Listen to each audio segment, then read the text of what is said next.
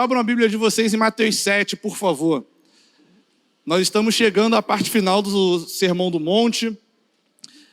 Aqui Jesus, ele começa a dar algumas instruções um pouco mais duras em relação a tudo que ele vinha falando antes.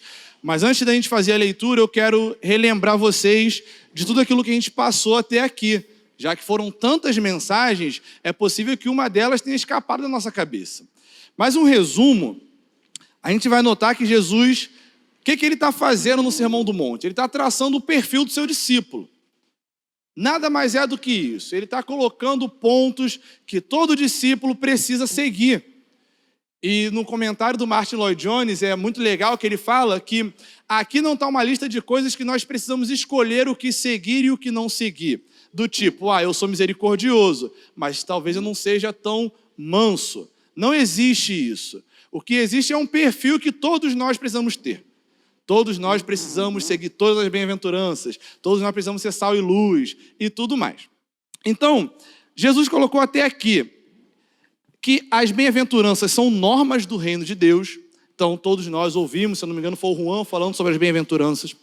Depois vimos que precisamos ser como sal e luz para sermos pessoas que iluminam nesse mundo caído e cheio de trevas. Também vimos que o nosso interior é transformado como uma leitura correta da lei de Deus. Então Jesus coloca ali que os fariseus liam a Bíblia de maneira errada, mas nós precisaríamos ler de maneira correta. E isso seria demonstrado através do nosso interior transformado. Também vimos que o amor é o distintivo entre crentes e descrentes. Quando ele vai começar a falar que ouviste que foi dito, olho por olho, dente por dente, mas eu, porém, vos digo que nós deveríamos amar o nosso próximo e também o nosso inimigo, ou quem nos faz mal. Também vimos que Deus precisa ser a finalidade de tudo que nós fazemos e não os homens. E ali nós vimos a oração, as esmolas e o jejum, que são maneiras que os fariseus na época faziam para ter glória do homem. Jesus nos ensina que tudo que nós precisamos fazer é visando a glória de Deus. Também vimos que o nosso modelo de oração é diferente do modelo dos gentios. E é muito significativo quando nós olhamos para a orientação de Jesus, falando sobre oração, ele fala diretamente ali, não useis vãs repetições como fazem os gentios. E aí a gente acha que é só repetir a mesma coisa. Só que não, Ele estava falando ali que nós não deveríamos usar meios distintos para encontrar um favor. E não é isso, Ele fala que nós precisamos orar, porque o nosso Pai sabe de tudo que nós precisamos, amém? E por fim, nós vimos que a confiança plena em Deus é o meio de nós demonstrarmos a nossa devoção ao Senhor. Nós vimos na semana passada, a Fabi falando sobre nós não sermos apegados ao dinheiro e às coisas materiais, as coisas que se corroem nessa era. E na semana retrasada, a Adriana falando sobre nós não termos dois senhores, mas um só. Então, como isso é demonstrado? Como eu demonstro que eu confio plenamente no meu Deus? Não tendo dois senhores, Confiando nele, não andando ansioso, nem andando preocupado de maneira excessiva. Questões práticas. E talvez de tudo que tem no Sermão do Monte, uma coisa que eu gosto é que ele é prático. Ele não é uma coisa que a gente fala assim, entendi e guardei para mim. Não, ele é prático. Ele é extremamente prático. Depois de toda essa introdução, falando de tudo que a gente viu até agora, a gente chega na parte que Jesus começa a fazer o seu apelo. Então eu quero que vocês montem na mente de vocês um cenário. É Jesus, no final do sermão, fazendo aquela chamada. Aquela hora que você tem que decidir sim ou não. Quero seguir ou não quero seguir tudo aquilo que eu ouvi até agora. Então, talvez fique um clima de tensão enquanto eu estiver falando, mas está tudo bem.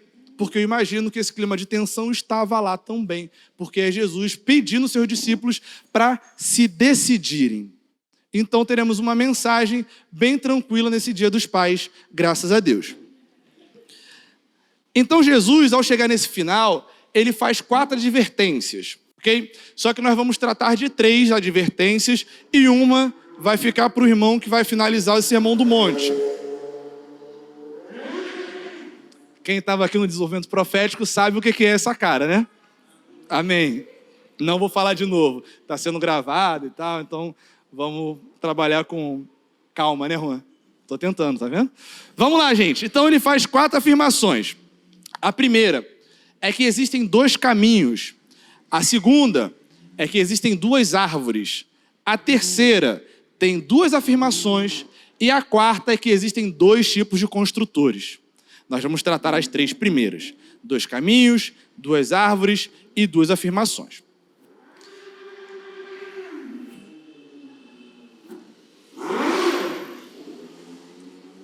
Vamos fazer um teste? Pra ver se eu estou cheio do Espírito. A terceira vez pede música, tá? Vamos lá, Mateus 7, a partir do versículo 13, por favor. A gente vai ler primeiro o versículo 13 e 14. Vamos trabalhar parte por parte, beleza? Como são 3 afirmações que a gente vai tratar, 3 advertências, vamos tratar por parte. A primeira diz o seguinte: entrai pela porta estreita, porque larga é a porta e espaçoso o caminho que conduz à perdição, e são muitos que entram por ela. Pois a porta é estreita e o caminho que conduz à vida apertado, e são poucos os que a encontram. Nesse momento, após fazer essa leitura, o que você tem na sua cabeça? Que você está passando pela porta estreita, ok? Ninguém olha para esse texto e fala assim: nossa, eu estou indo pela porta larga, o caminho que é largo. Ninguém faz isso. A gente sempre olha e faz uma autoanálise de que nós estamos entrando pela porta estreita. Mas se a pergunta vier, o que é a porta estreita, irmãos? Como é que é a sua resposta sobre o que é a porta estreita? Está vendo na sua cabeça? Não tem algo definido do que é a porta estreita. E aí isso pode ser um sinal de que você não está entrando por ela. Mas eu quero enfatizar uma coisa, que Jesus fala aqui no versículo 13. Ele fala que larga é a porta e espaçoso é o caminho que conduz à perdição, e são muitos que entram por ela. São muitos os que entram por ela. Logo, caminhar para a porta estreita não é um caminho que a maioria das pessoas farão. Isso é a minoria. São poucos. Porque o caminho é apertado, mas também é o caminho que conduz à vida. E isso é muito importante ressaltar. O caminho do discipulado, ele é apertado. Ele é estreito, porque é um caminho de abnegação, oposição a si e ao mundo, e também é um caminho de perseguição. Talvez seja por isso que sejam poucos que queiram entrar por ela ou entram por ela. Então vamos trabalhar um pouquinho sobre esse lance da porta estreita. Ele é apertado e restrito porque ele requer obediência plena a Jesus. E aqui eu vou me situar e vou ficar apenas com tudo que Jesus falou no Sermão do Monte. Então a gente não vai sair do livro de Mateus. Quando a gente fala que ele é um caminho que requer obediência plena a Jesus, é porque Jesus ele toma para si a responsabilidade de falar: olha, vocês aprenderam esse tipo de coisa, mas eu, porém, vos digo. E ali ele está traçando uma linha entre: você pode seguir qualquer outra coisa que ensinaram para vocês, até mesmo a leitura equivocada da lei, mas eu vos digo, siga isso aqui.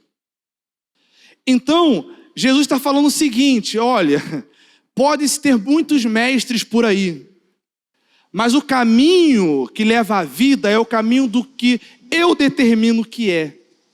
É o caminho do que Jesus diz que deve ser feito. Então, se torna estritamente apertado e restrito, porque não tem outros meios, não abre margem para outras situações, ou outras questões, ou outros ensinamentos. É apenas o que ele falou, puramente o que ele falou. Mas você nota que no trecho onde está escrito, eu porém vos digo, principalmente ali depois da exposição da lei, ele não está falando de coisas externas, ele está falando de coisas internas. Ouviste que foi dito sobre o homicídio, né, de matar o outro. Ele chama: eu porém vos digo, que você não deve matar o outro ou se irar contra o outro no seu coração. Olha como fica apertado e restrito a situação. Olha como se torna difícil seguir o caminho que Jesus está propondo, quando ele fala, eu porém vos digo. E aí nós ficamos alegres e felizes, óbvio, porque é Jesus que está falando, e isso é muito bom. Mas coloca na ponta do lápis, é difícil, irmãos. É apertado e restrito. Segundo tópico, a porta estreita é um caminho de abnegação. E talvez na minha geração, aqui, esse seja um tópico bem difícil. Porque nós queremos muita coisa. Nós queremos ir alcançar, ir e conquistar. Nós queremos acumular, nós queremos ser bons. Nós queremos mostrar que nós temos ou que somos.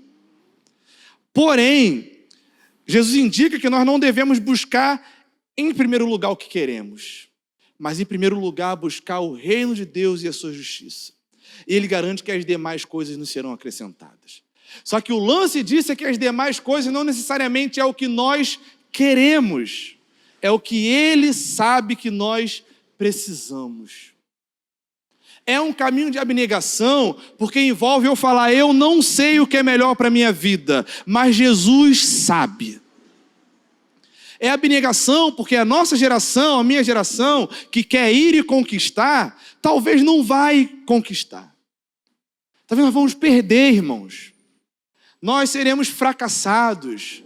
Talvez nós sejamos pessoas que não vão ter a melhor coisa dessa vida. Mas se nós tivermos buscado o reino de Deus e a sua justiça, e as demais coisas forem acrescentadas, está ótimo. É fácil a gente olhar para isso e falar, que bom, Jesus, eu quero ir para a porta estreita, que envolve abnegação. Eu sempre falo que, assim, um dos temores que eu tenho é ter estudado, é ter estudado tanto na faculdade e chegar no final da faculdade com meu diploma, Jesus falar, então, serve para nada. Eu não quero que você seja professor, não. Engraçado, porque eu pensava isso só quando eu estava na faculdade. Isso pode acontecer a qualquer momento da minha jornada até aqui, ou mais para frente. Não é legal, gente. Quando você pensa que você dedicou anos da vida fazendo uma coisa, e Jesus pode te pedir essa coisa, abnegação. Olha a porta estreita aí, ficando cada vez mais estreita. Também o caminho apertado e a porta estreita, ela envolve oposição a si mesmo e ao mundo. Para além da abnegação que eu falei agora, é o destino dos bem-aventurados. Os bem-aventurados não são pessoas que olham necessariamente para si. Porque se fosse assim, seria extremamente impossível ser misericordioso. Porque a misericórdia envolve você poder retribuir de maneira... como dizer? Você teria a capacidade de julgar o outro, de exercer justiça com o outro, mas você escolhe não penalizá-lo, mesmo estando certo. Você exerce misericórdia. Você libera um favor que o outro não merecia. Oposição a si, quando o seu eu fala, eu tenho direito, mas você exerce misericórdia. Oposição ao mundo, porque o mundo segue um rumo e os bem-aventurados seguem outro. Agora, a nossa vida, ela é uma vida compatível com os bem-aventurados ou não? Porque se não for, a gente precisa redefinir a nossa rota. Mas se for, irmão, graças a Deus. E por fim, e talvez o meio evangélico hoje nos tire o olhar disso, seguir a porta estreita envolve perseguição. E aí todos nós, embalados pelo sabor de mel, achamos que nós não vamos passar por perseguição, ou se passarmos pela perseguição, vai ser para ter vitória. Eu fico olhando Jesus vitorioso na cruz, crucificado, dizendo, perdoe que eles não sabem o que estão fazendo. Ou Estevão sendo apedrejado, pedindo misericórdia por aqueles que estavam o matando. Mas nós achamos que aqueles que nos perseguem estarão entre a plateia e nós no palco. E eles virão Jesus brilhando em cada um de nós. Não, irmãos, em nome de Jesus. Entrar pela porta estreita não é garantia de vitória nessa era. É garantia de perseguição. Envolve, talvez, você ter que passar por oposição dos seus familiares, irmão, seus amigos, de pessoas que cresceram junto com você, pessoas que você consideram.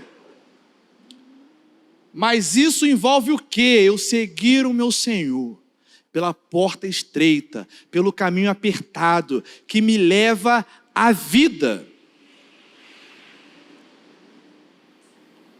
Para além de uma relação atual e presente que envolve essas reflexões que a gente está fazendo sobre o caminho apertado, existe um lugar que tanto a porta estreita quanto a porta larga, elas conduzem.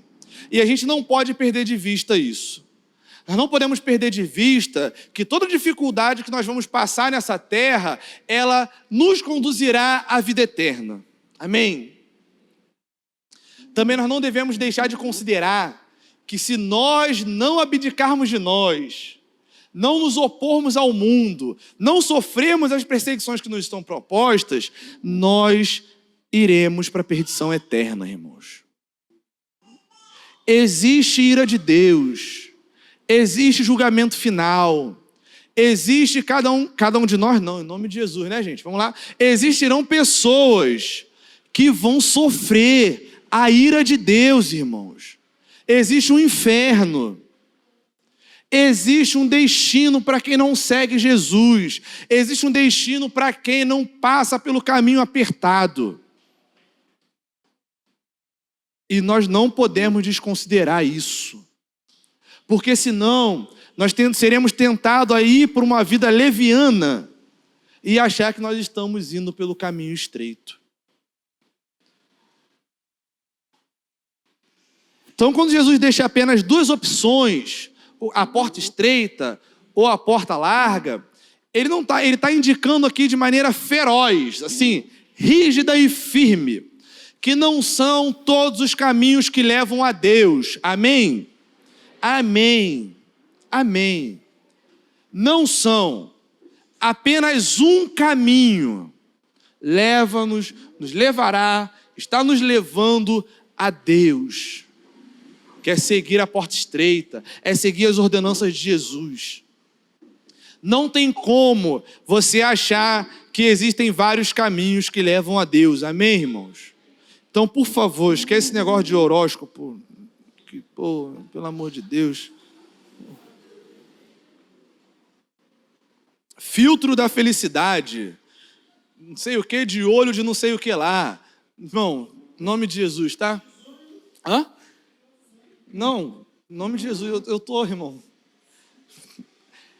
Quando e como passamos pela porta estreita?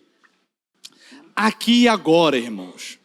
Então a porta estreita não é um momento que você está indo e fala assim, opa, agora estou entrando. Não, agora. Você está ouvindo essa mensagem aqui agora? Estou. Então, à medida que você vai correspondendo, filtrando e correspondendo, você já está indicando se você está nela ou não. Ok? Então, quando lançamos mão de nós mesmos, vivemos submetidos ao governo de Jesus, enquanto aguardamos a chegada do seu reinado, nós estamos caminhando pela porta estreita. Então, novamente, quando lançamos mão de nós mesmos, vivemos submetidos ao governo de Jesus e aguardamos a chegada do seu reino, nós estamos trilhando esse caminho.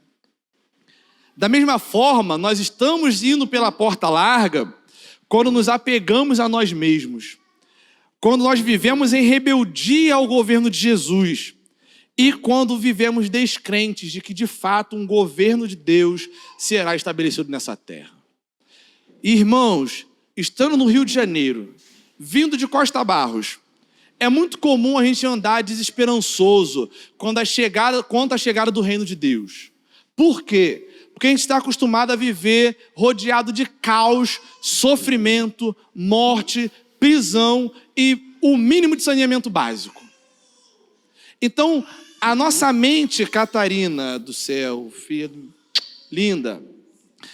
Então, ter a nossa mente uma esperança, uma expectativa de vida melhor, é minimamente ofuscada pela realidade atual. Estão vivendo no Rio de Janeiro, onde a gente vive cheio de medo de ser assaltado, medo de bala perdida. Quando nós falamos um dia não haverá morte, não haverá dor, nem sofrimento e nem lágrimas, parece o quê? Utopia. Porque nós não vemos isso. É difícil, nosso olhar ficou ofuscado. Mas você nota que se nós não conseguirmos ter expectativa num reino vindouro, perde sentido eu me submeter ao governo de Jesus agora. Perde sentido eu abrir mão de mim mesmo. Por quê? Porque não se tem expectativa em algo melhor. Então, irmãos, é muito sério nós não sermos tomados pelas más notícias atuais. É muito importante que diante de um cenário e de notícias de que está tudo caótico, está tudo ruim, um cenário político, econômico, social, de segurança, nós abrimos a nossa Bíblia em Apocalipse 22 e olhar para o que está descrito ali. Porque vale a pena, irmãos. Vale a pena nós termos o olhar lá, na vinda de Jesus. Porque de verdade, se nós não tivermos expectativas e esperanças de que Jesus voltará, irmão, de verdade, perde sentido. Perde sentido. E talvez, eu coloquei aqui que ter fé no reinado de Jesus, ou expectativa, ou esperança no retorno de Jesus, como terceiro tópico, mas ele é um pilar. Talvez seja até o primeiro. Porque, de fato, não tem como eu lançar mão de mim se eu não crer que tenha um reinado vindo. Não faz sentido eu me submeter ao governo de Jesus, porque senão Jesus ele se torna só mais um governante, como qualquer um outro, ou mais uma experiência religiosa que ele pode me promover. Mas o ápice disso tudo é que se eu entrar por esse caminho da porta estreita, eu estarei com Cristo lá no final dessa vida, dessa era e desse século.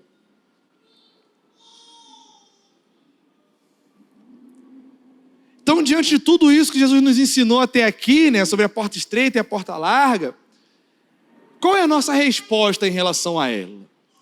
Qual o cálculo que nós podemos fazer? O que eu preciso abnegar de mim mesmo? O que eu preciso fazer para me submeter plenamente ao governo de Jesus? O que em mim ofusca a esperança da era vindoura? E o que me faz fugir da perseguição, irmãos? Porque talvez, de tudo, nós tenhamos a autopreservação. E assim, não sei se você sabe, mas autopreservação é uma coisa comum no mundo. Se é comum, muitos fazem. E se muitos fazem, obviamente, é uma prática de quem está indo pela porta larga. Tudo bem até aqui, gente? Vou encarar o silêncio como sim. Mateus 7, do 15 ao 20. Antes da leitura. Essa parte aqui vai falar sobre os falsos profetas. E aqui eu não vou fazer um tratado teológico sobre falso profeta, tá? Nós vamos tratar do que Jesus fala sobre o falso profeta nessa porção aqui apenas. Vamos lá. Cuidado com os falsos profetas, que vêm a vós disfarçado em pele de ovelha, mas interiormente são lobos devoradores. Pelos frutos os conhecereis. Por acaso, colhem-se uvas dos espinheiros, ou figos das plantas com espinhos? Assim, toda árvore boa produz bons frutos, porém, a árvore má produz frutos maus. Uma árvore boa não pode dar frutos maus, nem uma árvore má dá frutos bons. Toda árvore que não produz fruto bom é cortada e lançada no fogo. Portanto, vós os conhecereis pelos frutos. Então, nessa porção começa uma advertência de Jesus aos seus discípulos sobre os falsos profetas que estariam no meio do povo. E eu estava percebendo uma coisa que era, Jesus sabia todo o plano que ele passaria, né? Então Jesus está instruindo a comunidade de crentes o seguinte: olha, vocês vão continuar o trabalho que eu iniciei, Mas no meio disso tudo, aparecerão lobos no meio de vocês. Aparecerão os falsos profetas. Aparecerão pessoas que, disfarçados em peles de ovelhas, estarão no meio de vocês. Esse é o ponto que a gente vai chamar a atenção aqui. São pessoas disfarçadas em peles de ovelhas. Então, na instrução eu coloquei aqui, que eles devem se atentar e cuidar para não serem devorados pelos falsos profetas. E é de vital importância saber como distinguir as ovelhas e os lobos em pele de ovelha. Mas eu gostaria de chamar a atenção para um fato. Um fato, tá? Um fato.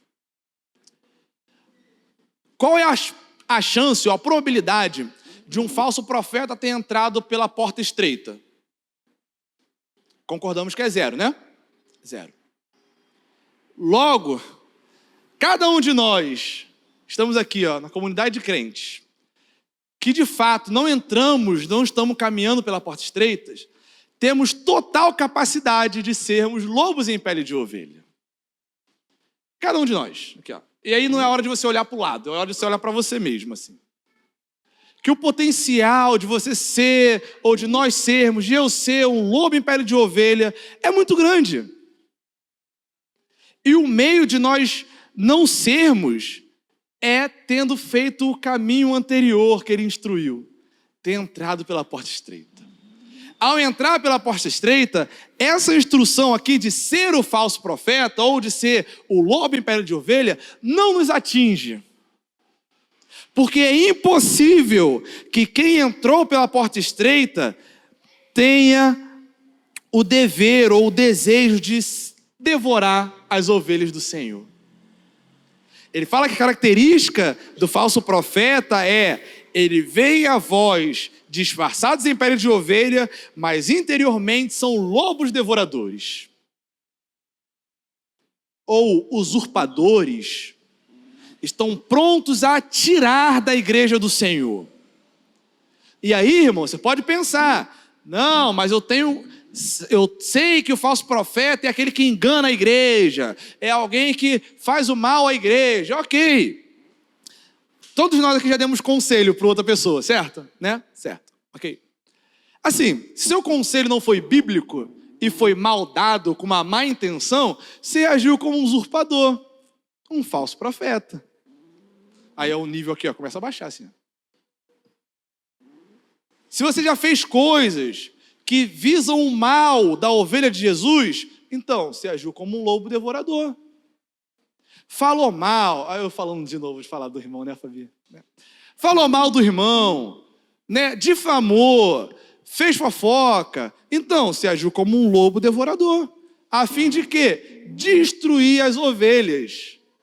Capacidade de quem? Do falso profeta, do falso mestre.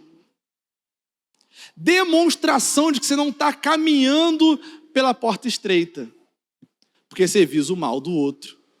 E Jesus disse lá, lembra que eu falei? Eu, porém, vos digo, quem se irar contra o seu irmão ou maldizê-lo, já o matou, já cometeu homicídio. Aí começa a ficar ruim.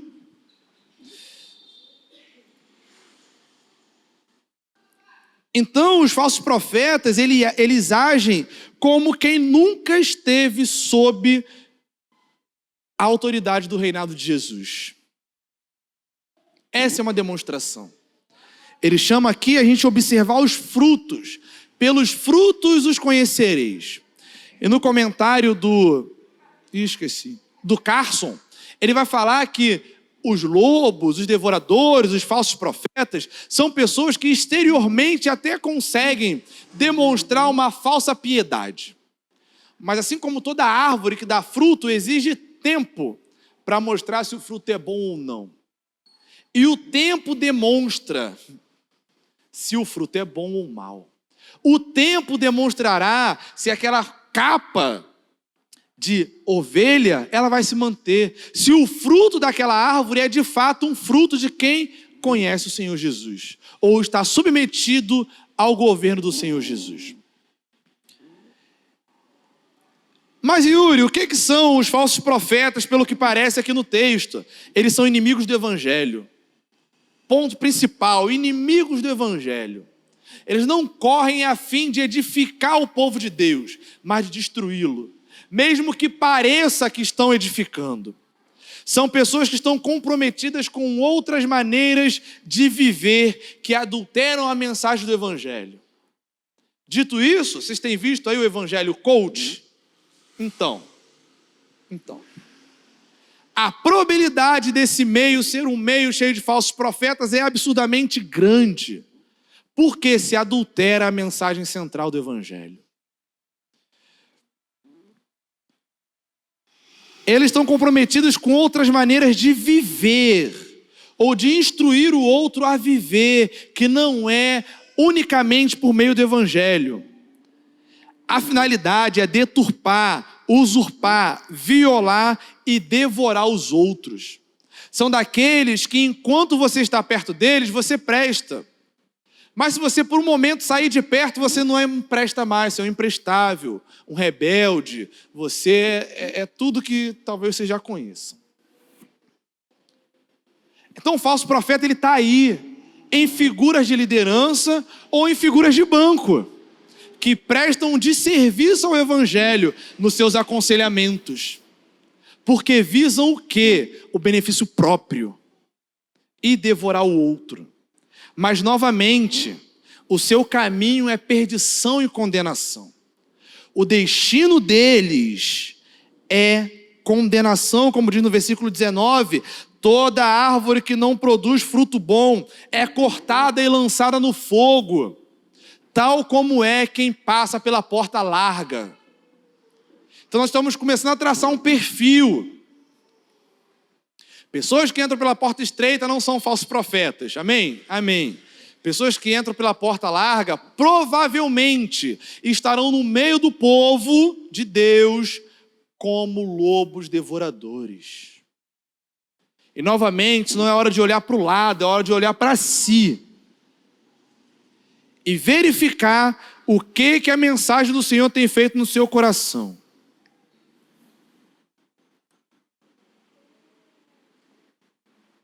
Eu gosto sempre de fazer uma reflexão. Eu sou uma pessoa, apesar de ser minimamente agitado, eu faço muitas reflexões. E uma delas é sempre ponderar como é que era a minha vida há 5 anos atrás e como ela está agora. Não necessariamente em relação financeira, não. Quais eram as minhas lutas? E aí, para isso, eu tenho um caderno devocional em casa, que ali eu anoto. E ali, gente, assim, se você for na minha casa um dia, ver lá o caderno devocional do Yuri, você abri-lo, você vai ver as minhas lutas, as minhas guerras, pecado, tudo mais. Que eu anoto, para depois eu revisitar e ver, cara, eu lutava contra isso e isso não me aflige mais. Isso aqui me afligia há um tempo atrás, isso já não me aflige mais. O que é isso? Tem coisa que aflige ainda hoje, né? Mas o que é isso? É a maturação. É o Espírito gerando frutos no nosso interior, no meu interior. E aí refletir e olhar para trás, isso é um bom sinal. Porque Jesus está fazendo a obra que ele iniciou. Isso é glorioso. Mas o falso profeta não tem maturação dos seus problemas e BOs e pecados, porque não existe vida do Espírito nele. Mas esteve muito em alta recentemente, ainda está, essa relação de falso profeta e cancelamento e pessoas que enganam a igreja e etc. Né? Eu vou pedir o que eu sempre peço no desenvolvimento profético também. Eu vou citar várias vezes que tem coisas que eu falo lá e vou repetir. A gente precisa ter cuidado e muito equilíbrio na hora de julgar qualquer coisa que não esteja perto de nós. Então, na cultura do cancelamento que nós vemos na internet, é muito comum a gente saber de alguém que pecou, que a gente considera um pecado grave, e chamá-lo de falso profeta. De associar pecado ou quebra das nossas expectativas como denúncia de um falso profeta. E não é assim, irmãos. Calma. Muita calma. Porque na descrição de Jesus, o falso profeta ele vem para usurpar, para devorar. E cada contexto é um contexto. Então, quando você vê na rede social que alguém caiu, que alguém pecou, não digita lá falso profeta. Ora por essa pessoa. Ora por ela, para Jesus convertê-la, se for o caso, ou para que ela se arrependa do seu pecado. Mas denunciar como falso profeta, calma. Não siga a manada. Não siga, porque você não sabe o contexto. E o contexto ele é muito importante a ser considerado. Então, eu coloquei aqui, evite censurar ou chamar de falso profeta qualquer pessoa que erra, que peca ou te decepciona. Porque essa pessoa pode ter apenas tropeçado. E a gente pode estar confundindo hoje tropeço com lobo devorador. Ainda que a linha seja tênue, tá? A gente precisa ter cuidado.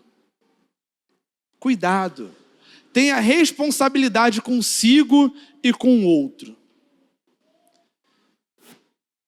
Mas aí eu volto a pergunta para nós mesmos. O que o nosso fruto tem revelado? Nosso fruto revela um coração rendido ao Senhor ou apenas a aparência de piedade? Quem somos nós? Quem sou eu? Quem é você? O que o Espírito tem feito ou nem feito em você? Você consegue medir isso? É importante a gente medir. Lembra, nós estamos diante da conclusão do sermão. É Jesus fazendo um apelo a cada um dos seus ouvintes. E a reflexão é necessária, porque nós chegaremos na parte final do meu sermão, que é o seguinte: nós temos apenas um Senhor. A gente vai ler do versículo 21 ao versículo 23, que diz o seguinte: nem todo que me diz Senhor, Senhor, entrará no reino do céu, mas aquele que faz a vontade de meu Pai que está no céu. Naquele dia, muitos me dirão: Senhor, Senhor, nós não profetizamos em teu nome, em teu nome não expulsamos demônios, em teu nome não fizemos muitos milagres. Então direi claramente: nunca vos conheci. Afastai-vos de mim, vós que praticas o mal. Sempre falo que um dos maiores medos da minha vida é ouvir isso. É chegar no final e justificar para Jesus que eu trabalhei na obra do Senhor, que eu preguei na comunidade Zelo, né, que eu deixei de ser um ateu para segui-lo, e ele falar: eu nunca te conheci, você passou apenas por experiências sensoriais e emocionais. Yuri, sai daqui, você vai arder no inferno. Eu não sei se isso pesa no seu coração, a possibilidade de você ouvir isso. Mas eu gostaria que pesasse. Porque ele diz no versículo 21, nem todo que aparentemente me pertence, né? Ou que diz Senhor, Senhor, entrará no reino dos céus. Novamente, reflexão. Nós pertencemos ao Senhor, né? Ou achamos que pertencemos a Ele. Ele coloca muito claro, nem todo que diz Senhor, Senhor, entrará no reino dos céus. Ele coloca como condição a entrada no reino dos céus aquele que faz a vontade do meu Pai que está no céu. Ele não coloca como condição a frequência na igreja, ele não coloca como condição o tanto de coisa que a gente faz, ele não coloca como condição o tanto que a gente gasta, o tanto que a gente investe, ele coloca como condição aquele que faz a vontade do meu Pai. E até aqui nós lemos 3 capítulos e vários versículos do que é a vontade do Pai para o discípulo.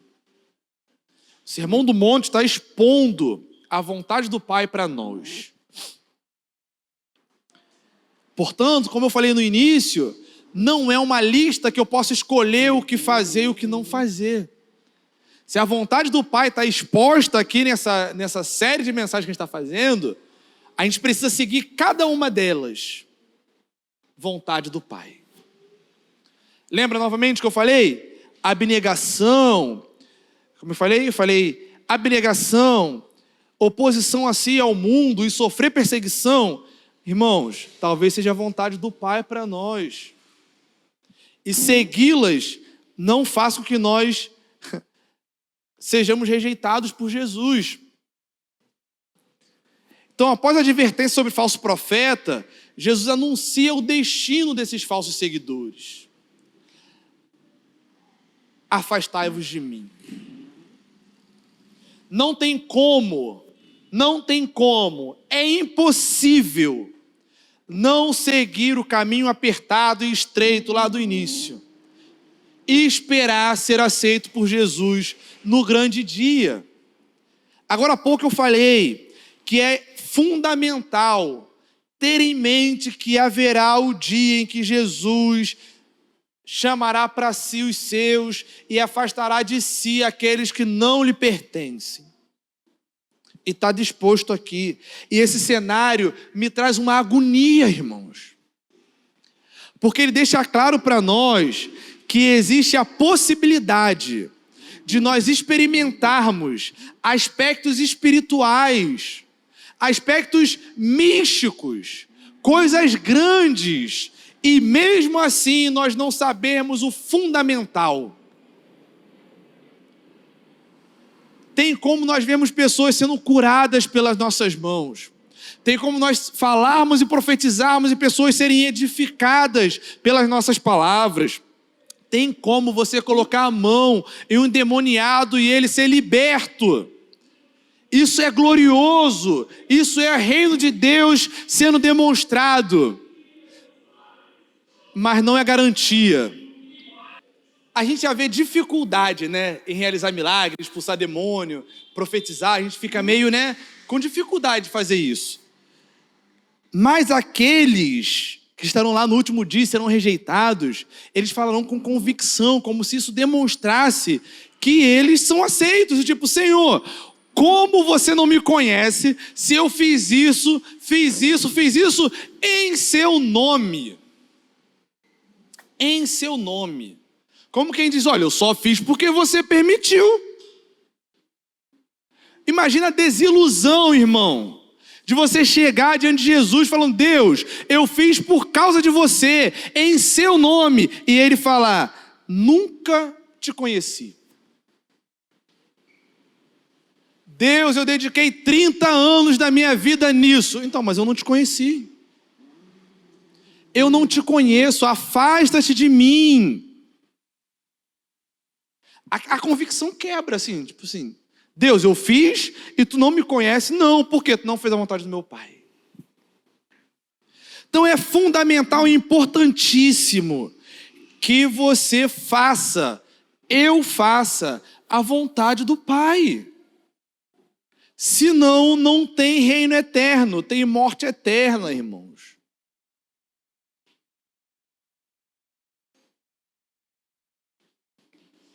Então o que a gente pode tirar do apelo de Jesus? O apelo de Jesus que envolve seguir a porta estreita, o caminho apertado que conduz à vida, conhecer a vontade do Pai, frutificar de maneira boa, porque toda árvore boa dá bons frutos. Ou nós escolheremos entrar pela porta larga, o caminho que conduz à perdição, que são muitos que entram por ela, estar no meio da igreja, sem ter entrado pela porta estreita, colocar a pelezinha de ovelha, mas sendo um lobo devorador, não dá bons frutos, e no fim, falar, Senhor, eu fiz em teu nome, e ele falar que não te conhece. O apelo está feito, irmãos. O que você faz a partir dessa exposição? O que você decide? Você prefere abnegar ou seguir a sua própria vontade? Você prefere considerar que existe um reino vindo e você precisa se adequar a ele, ou desconsiderar que existe um reino vindo e prefere ficar com as mazelas desse mundo? Você prefere ser uma ovelha cuidada pelo bom pastor, ou colocar uma pele de ovelha e ser um lobo devorador? Isso eu não posso escolher por você, irmãos. É você com você mesmo. Irmãos, o cálculo é muito simples. Muito simples, né? A gente precisa escolher, né? Porque entrar pela porta estreita é difícil, complicado, mas é o único caminho que leva à vida. A escolha é simples. Eu quero viver ou eu quero morrer. Eu quero ter dificuldade nessa era a fim de desfrutar os benefícios do reino vindouro, ou eu quero desfrutar dessa era e não desfrutar dos benefícios do reino vindouro. Também tem um ponto que é: a gente quer viver sendo conhecido por Jesus ou alguém que é só impressionado com tudo aquilo que ele pode fazer? Irmãos, sinceramente, as igrejas neopentecostais estão aí para você desfrutar de coisas impressionantes acerca de Jesus. Elas estão fazendo circo, aparece gente sendo curada, gente contando testemunho de prosperidade, gente fazendo o voto do copo, da água. Irmão, tá aí. E acontece um monte de coisa que impressiona. Que impressiona. Mas ao mesmo tempo tem muitos que estão deturpando a vontade do Pai. E nisso eles estão enganando a muitos. Muitos, infelizmente. E eu falo com muito pesar. Estão indo para o caminho da perdição, entrando pela porta larga, porque estão seguindo falsos mestres. Muitos conhecerão a morte eterna porque estão sendo enganados. Mas graças a Deus, nós conseguimos ouvir a palavra da verdade e ter acesso à exposição de mensagens bíblicas, da qual nos coloca num lugar de sermos totalmente indesculpáveis se a gente não corresponder da maneira correta ao que Jesus nos exige. Então eu falei que o clima ficaria minimamente pesado e reflexivo, mas é para isso, irmãos. Nós precisamos considerar como glorioso a gente poder ouvir o evangelho sendo exposto. Mas muito mais do que isso, é o nosso coração ser centralizado nessa realidade. Porque cada um de nós poderíamos estar agora saindo de um culto sem ter ouvido nada da palavra de Deus.